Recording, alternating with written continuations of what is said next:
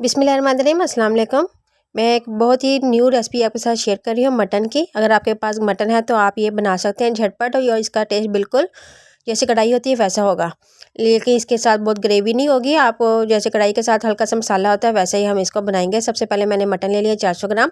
इसके अंदर हस्बे ज़ायका नमक, 1 टीस्पून लाल मिर्च का पाउडर और 1 टेबलस्पून अदरक लहसुन का पेस्ट शामिल कर देंगे। इनको अच्छी तरह मिक्स करके हमने आधे घंटे के लिए इसको मैरिनेट कर लेना है।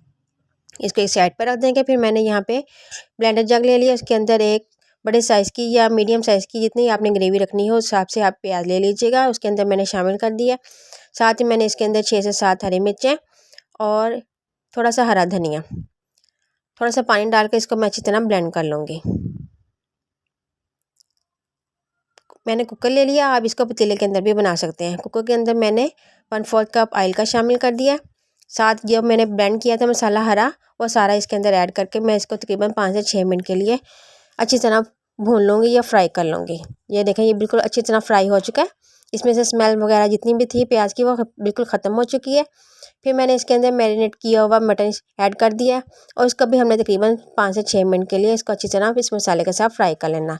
ये देखिए, मुझे 6 मिनट हो चुके थे इसको फ्राई करते हुए। अभी हमने इसके अंदर हस्बे ज़रूरत ये 3 से 4 कप मैंने इसके अंदर पानी का शामिल कर दिया था, और इसको हमने तकरीबन 20 से 25 मिनट के लिए इसका वेट लगा लेना है। अगर पतीले पे बना रहे हैं तो तकरीबन 50 मिनट आपको लगेंगे मीडियम फ्लेम पर।